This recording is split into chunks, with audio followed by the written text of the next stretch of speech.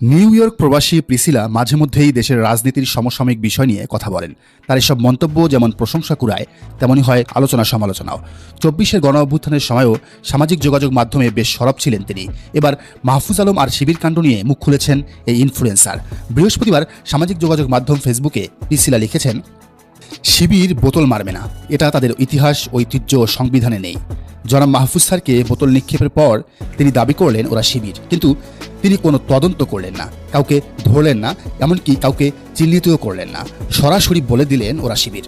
আমি নিজে জামাত বা শিবিরের কেউ নই, তবে যতটুকু জানি ওরা বোতল ছোড়ার মতো কাজ করে না, এটা তাদের আদর্শে নেই। ওদের বিরুদ্ধে সার্জারির মতো অভিযোগ আছে, সত্য মিথ্যা জানি না, কিন্তু ওদের বিরুদ্ধে বোতল নিক্ষেপের মতো অভিযোগ আমি প্রত্যাখ্যান করছি। আমার কথায় যদি বিশ্বাস না হয়, ছাত্রলীগের ছেলেদের জিজ্ঞেস করে দেখতে পারেন, ওরা বলবে শিবির বোতল মারে না।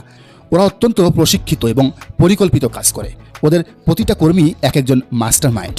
আপনি যেভাবে অভিযোগ করেছেন তাতে ওদের রাজনৈতিক ইতিহাস ও পরিচয়ের উপর সরাসরি অপমান। মাহফুজ স্যার, ওরা কিভাবে খেলবে তা বোঝার আগেই আপনার অনেক দেরি হয়ে যাবে। আপনাদের কথা ও আচরণে সতর্কতা জরুরি। বোতলটা কিন্তু আপনার ব্যক্তিগত দিকে নয়, বরং আপনার সরকারের দিকে ছোড়া হয়েছে। এই বিষয়টি মাথায় রাখা প্রয়োজন। এটা নিঃসন্দেহে দুঃখজনক।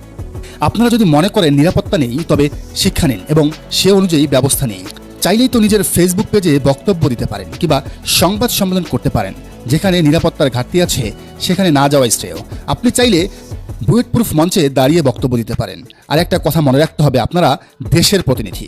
অপবাদের বিরুদ্ধে বলতেই পারেন, কিন্তু সময়, প্রেক্ষাপট ও প্রয়োজন বিবেচনায় নিয়ে বলা উচিত। বিরোধিতার পথে না গিয়ে আলোচনা ও সংশোধনের মাধ্যমে দেশকে এগিয়ে নিতে হবে।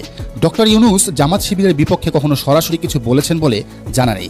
হাসিনা সরকার পতনের পর সেনাবাহিনীর প্রধান তার বক্তৃতায় প্রথম যে নাম উচ্চারণ করেছিলেন তা ছিল জামাতের আমিরের। তাই বোঝা যায় আপনার বক্তব্যে ভাষাগত ত্রুটি না থাকলেও কৌশলগত ভুল রয়েছে মিস্টার মাস্টারমাইন্ড।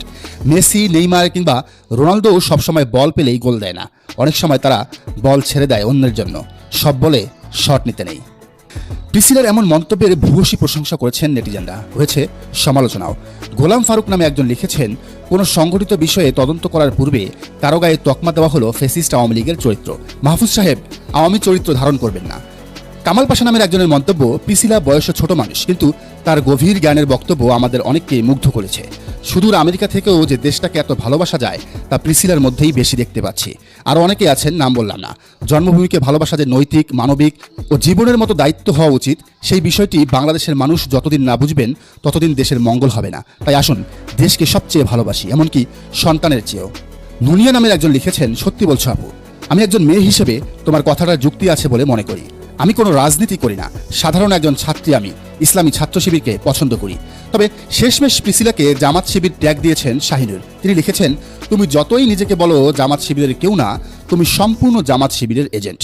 দর্শক, আপনার কি মনে হয়, প্রিসিলা কি সঠিক বলেছেন নাকি ভুল? জানান কমেন্টের ঘরে। আর এই চ্যানেলে নতুন হলে সাবস্ক্রাইব করে বেল আইকনটি বাজিয়ে দিন।